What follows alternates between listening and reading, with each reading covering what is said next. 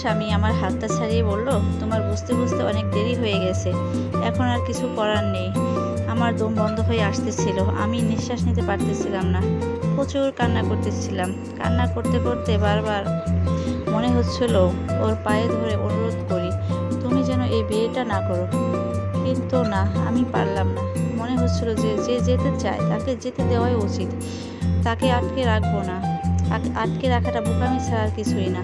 সত্যিই তো, আমি তো ওকে কখনোই সন্তান দিতে পারবো না, তাই আমার অনুরোধ করাটাও একদম সাজে না। ফজরের আজান হচ্ছিল, দুই একটা পাখিরও আওয়াজ ভেসে আসতেছিল। আমি আরও দুজনে ফুলরে হেলান দিয়ে বসে আছি। আমার ঠোঁট ফেটে চৌচির হয়ে গেছে। কান্না করতে করতে চোখ ফেটে রক্ত বের হবে এমন একটা অবস্থা। এত কষ্ট হচ্ছিল যে মুখ থেকে হা করে নিঃশ্বাস নিচ্ছি। আচ্ছা, আমার যতটা কষ্ট হচ্ছে ওরও কি তার অর্ধেকটাও কষ্ট হচ্ছে না? মনে হয় হচ্ছে না। যদি হতো তাহলে হয়তো বা আমাকে একলা করে দিতে পারতো না। ও আমার দিকে তাকিয়ে বলল, আমার একটা শেষ অনুরোধ রাখতে পারবে? আমি তখন শুকনো গলায় বললাম, আচ্ছা ঠিক আছে, বলো কি বলবে। তখন ও আলমারি থেকে একটা ব্যাগ বের করে আমার হাতে দিল আর বলতেছে, আমি জানি তোমার খুব কষ্ট হবে, তারপর তুমি এই শাড়িটা পরবে আমার জন্য। গত 3 মাস আগেই তোমার জন্য কিনেছি। ঝগড়াঝাটি ঝামেলা সবকিছু মিলেই তোমাকে আর দিতে পারিনি। আমি চাই আজকের দিনে তুমি একটু পরিপাটি হয়ে থাকো। সকালে ফুল আসবে বাসঘর সাজানোর জন্য, তোমার জন্য বেলি ফুল আনতে বলেছি, খোপায় পড়বে। আমার নতুন জীবনের শুরুতে তোমার সুন্দর মুখখানা দেখে আমি শুরু করতে চাই। আমি শুধু ভাবলাম ওর এতটা নিষ্ঠুর চাওয়া আমার পক্ষে পূরণ করাটা খুবই কষ্টের হয়ে যাবে। তারপরও আমি মাথা নেড়ে সম্মতি জানালাম। ননদের মুখে শুনেছি যতটুকু ঘরোয়াভাবে বিয়ে হচ্ছে, ওর পরিবারের কয়েকজন আর মেয়ের পরিবারের 10 জন মিলিয়ে আর কি। 12টার দিকে গোসল করে পরিপাটি হয়ে তার বাবা মা বোনকে নিয়ে বেরিয়ে গেল বিয়ের উদ্দেশ্যে। আমি এখনও এই বাড়ি থেকে যাইনি। ও বিয়ে করে নিয়ে আসলে ওর নতুন বউকে প্রথমবার আর শেষবারের মতো এক নজর দেখেই চলে যাব। বুকে এক রাশি কষ্ট নিয়ে ওর দেওয়া শাড়ি আর বেলি ফুল দিয়ে নিজেকে সাজালাম। আমার সাজানো গোছানো ঘরে বাসর ঘর সাজানো হয়েছে অন্য কারোর জন্য। কি সুন্দর করে গোছানো হয়েছে। আমার বাসর ঘরটা যদিও এত সুন্দর করে সাজানো গোছানো হয়নি, পালিয়ে বিয়ে করেছিলাম তো তাই। আমার আর হতাশা আমাকে আঁকড়ে ধরেছে। পুরো বাসায় আমি একা, সবাই গেছে নতুন বউ আনতে। আমি বসে বসে অপেক্ষা করতেছি তাদের জন্য। সন্ধ্যার পর কলিং বেলটা বাজলো। কলিং বেলটা বাজার সঙ্গে সঙ্গে আমার শরীরটা কাঁপতে শুরু করলো। কোনো রকম দুলতে দুলতে গিয়ে দরজাটা খুললাম। প্রথমে আমার ননদ হাসি মুখে ঘরে ঢুকলো, তারপর আমার শ্বশুর শাশুড়ি মুখটা কালো করে ঘরে ঢুকতে ঢুকতে বলল, অলক্ষী কোথাকার। এই কথাটা মনে হয় আমাকে উদ্দেশ্য করেই বলল। সবার পরে আমার হাজব্যান্ড আসলো, কোলে ছোট একটা মেয়ে, এই তো বয়স 5 হবে।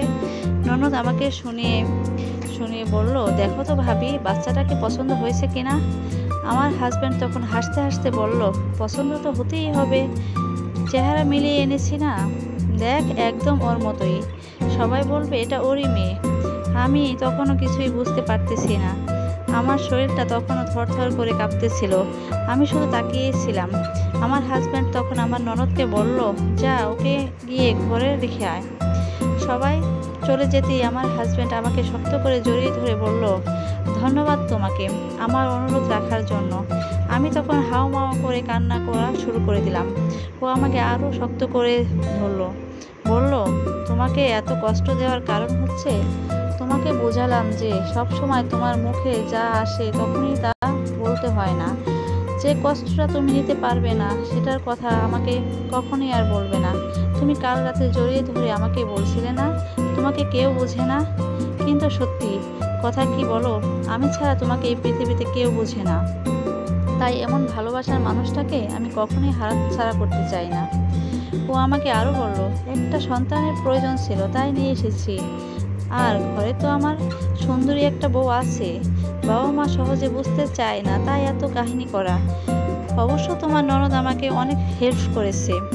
ও বাবা মাকে সব কিছুতেই সামলিয়েছে। বাবা মা তো জানতোই আজকে আমার বিয়ে। যাই হোক, এসব কথা বাদ দাও। এখন রান্নাঘরে যাও আর আমার জন্য ভালো করে 1 কাপ চা বানিয়ে আনো। তারপর আবার বলল, আর একটু সুন্দর করে সাজো। আর আর কানে কানে এসে ফিসফিস করে বলছিল, চোখে একটু কাজলও দিও, কারণ আজকে আমাদের দ্বিতীয় বাসর হবে। পাহাড় সমান কষ্ট তখন বুক থেকে নামালাম। যাই হোক, আজকের স্টোরিটা এই পর্যন্তই।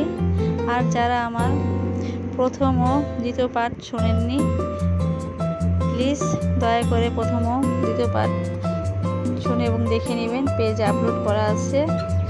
কারণ প্রথম এবং দ্বিতীয় পার্ট না দেখলে বুঝবেন না মূল হিস্ট্রিটা কি। তো হিস্ট্রিটা ভালো লাগলে লাইক, কমেন্ট এবং সাবস্ক্রাইব করবেন। আজকের মতো এই পর্যন্তই। আল্লাহ হাফেজ। আসসালামু আলাইকুম ওয়া রাহমাতুল্লাহ।